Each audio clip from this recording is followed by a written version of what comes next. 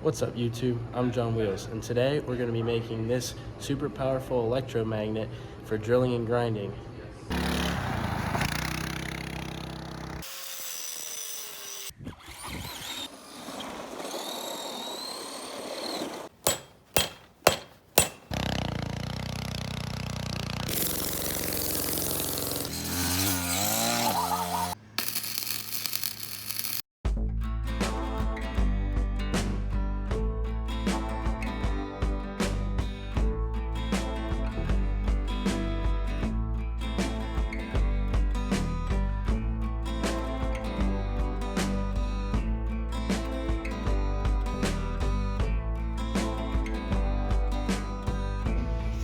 Alright, so if you see this separation line right there, I'm going to cut this spot weld and the one on the bottom side, and that will allow us to take out the coils.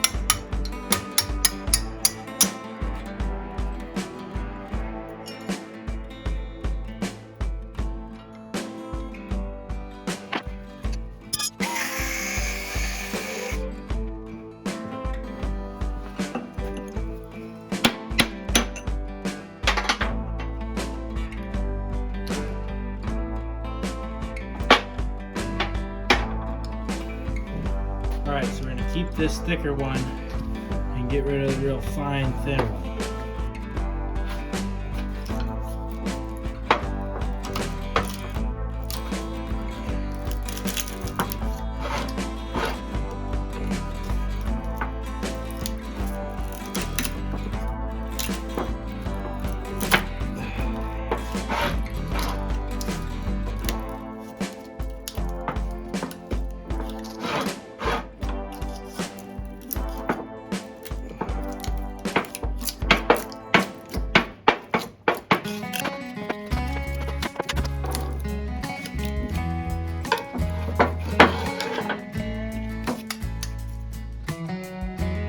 There we go, that's what we're after.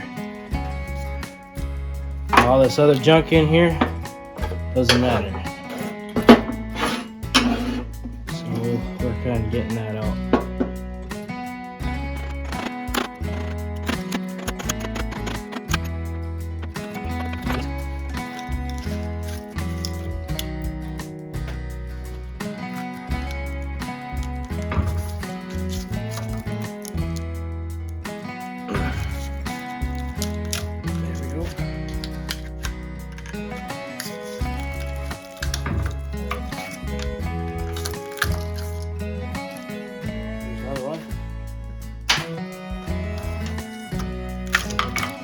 Ah!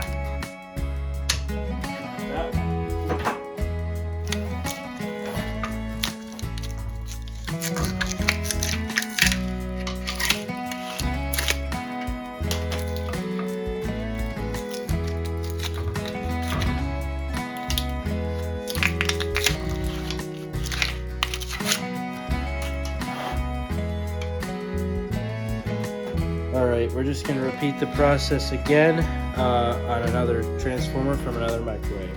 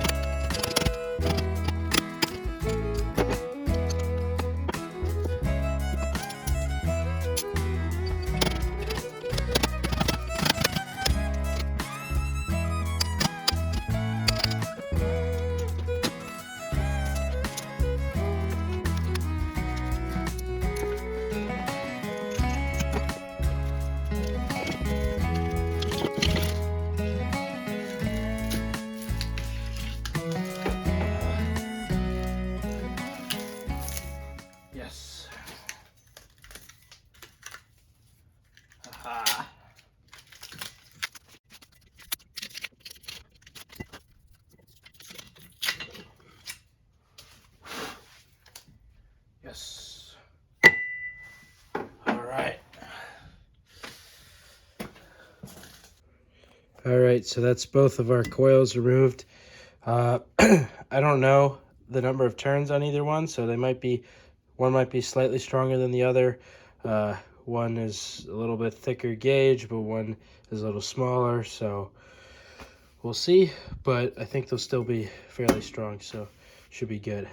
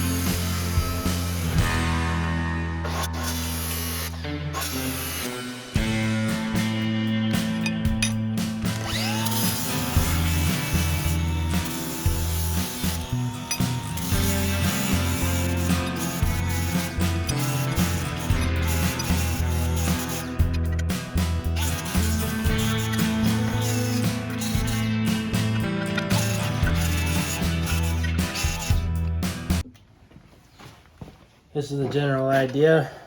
Two pieces of angle on the outside, and I didn't have enough angle to do all the way around, so got these pieces of flat bar to stack up like this, and obviously these coils will be pushed further down into the blocks.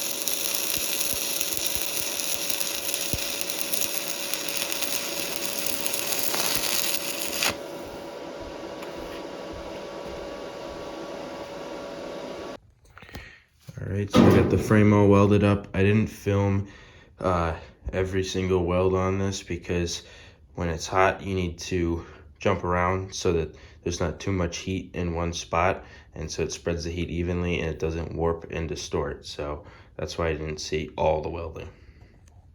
Prop that up so you can see it. And we're going to test the resistance of this big guy.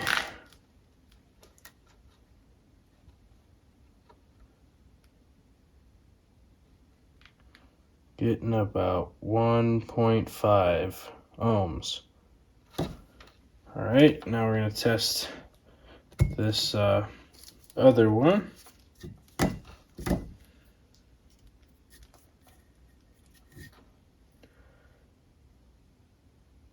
Getting about 1.6, sure. Alright, using some very crude estimation with counting the number this way and the number this way. This coil is about 90 turns and this one's about 140 turns. Alright, so my grandpa's old Weller soldering iron is junk. It just doesn't get it hot enough anymore, so I went out and bought a new soldering station.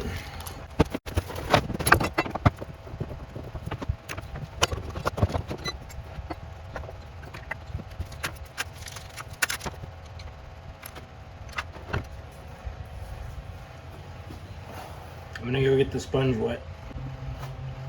Like magic.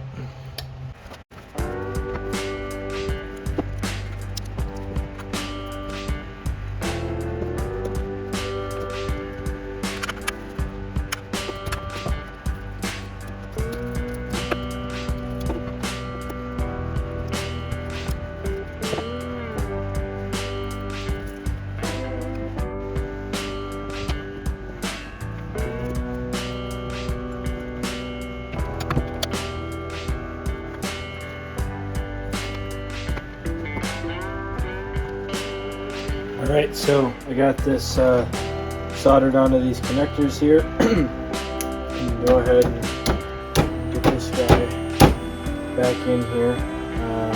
We have to do a little persuasion.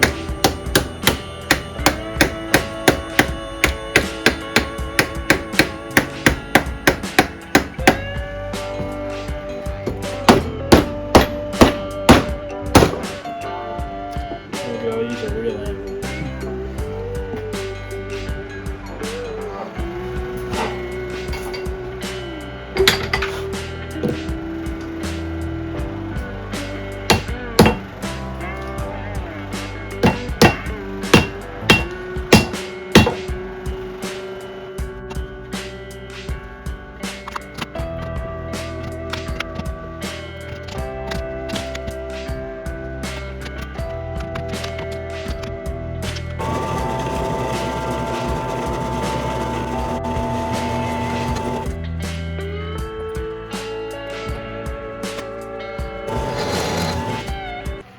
Alright, got the piece of plastic cleaned off with acetone and the frame cleaned off with acetone. Now I'm going to stick stuff down with silicone and see what happens. Alright, it got all goofy because it was an old tube of silicone.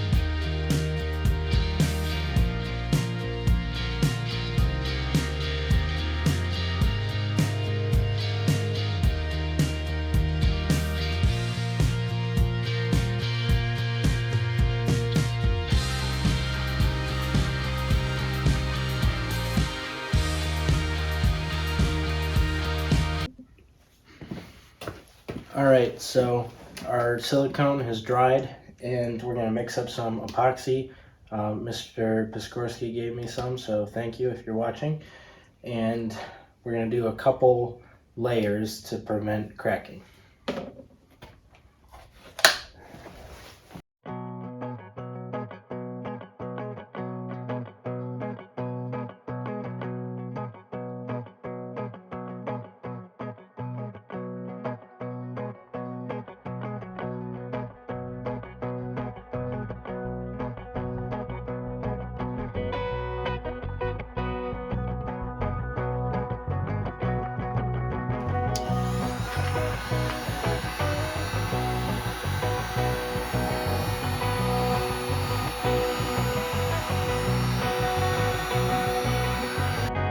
Alright, so I got it all filled with epoxy. I just gotta trim this pipe off before we mill it flat.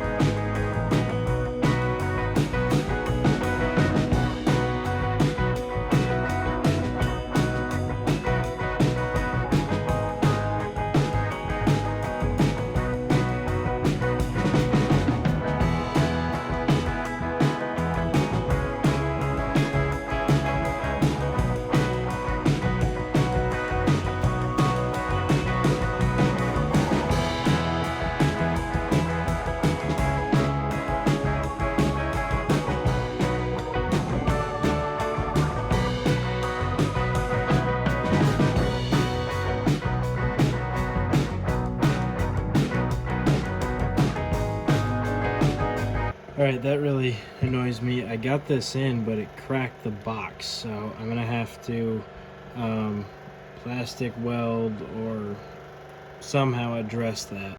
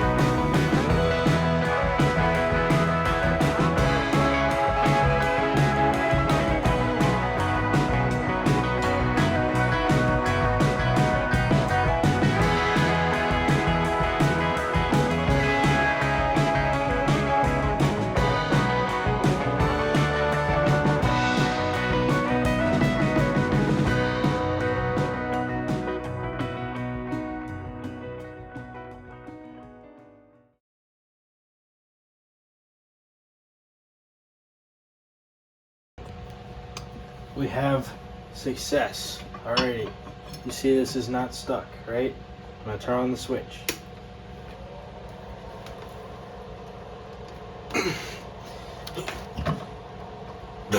I literally can't even get that off with all of my weight. I call it a success. None of the wires are getting warm. I felt it for a couple minutes, and yeah, I'm stoked. Just tuck all my wires in the box. I'll have to make some vents and stuff, but yeah, get some computer fans and good to go.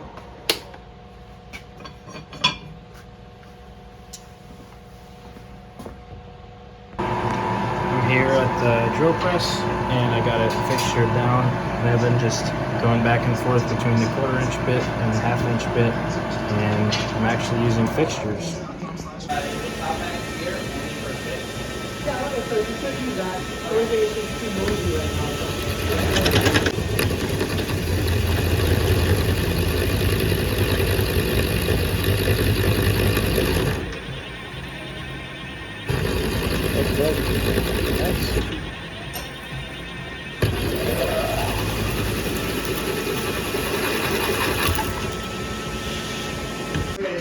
Okay, so I got the holes drilled at 2.5 inch spacing on either side.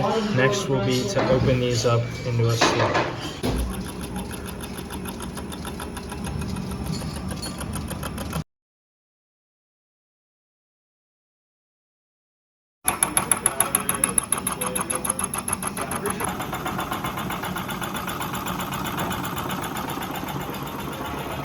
Alright, so there's the finished product. I got it milled off and sanded down. You can still kind of see the coils in there, which is pretty cool. If I hear it enough, I could sand it more and have it nice and clear, but I don't. I 3D printed a little box to hold the wires going into the epoxy, and then I just have some nice thick 10 gauge cable headed up to my power supply. So in here, first of all, I have 2 computer fans either side to keep this cool with filters, so that no dust gets into the box. A little on-off switch, and then in here you can see that fan. Well, there's a fan built into this power supply. There's a 15 volt DC power supply. I forget the amperage, but it's pretty high. And then under here, it's hard to tell, but there's a little flyback diode wired in parallel the opposite way, so it won't let the short circuit, and that will prevent any residual current, because these are essentially inductors, because they're in coils, from coming back and frying my power supply. So let me put you down and I'll take this out. Alright, so it's hard to tell, but I have my 110 coming in, and then to my switch, and then my 15 volts coming out, and then there's those thin wires are for the fan, so it's kind of hard to tell, but yep, that's all that's in the box. Alright, so right now it's off. I can set that down on here. This is just scrap that I found, not even my welds or anything. And then just by turning on that switch, now I can pick up the whole vise that's not coming off. So super useful. So if I want to grind some part that's small that you can't really fit in a vise real well, or drill a part, I can turn it off, line it up, say I wanted a hole there, line it over my hole, turn it back on, not going anywhere, drill my hole, and then just turn it off when I'm done. So super useful tool. Alright, so it's off right now, nothing, right? Pick up the whole vise with it, and this is pretty hefty, and with all of my strength I can barely get it off, and that's just because it was hanging off the edge and I could get some leverage on it. So now that it's here, I can get it, but watch this. And, you know, it's got some strength.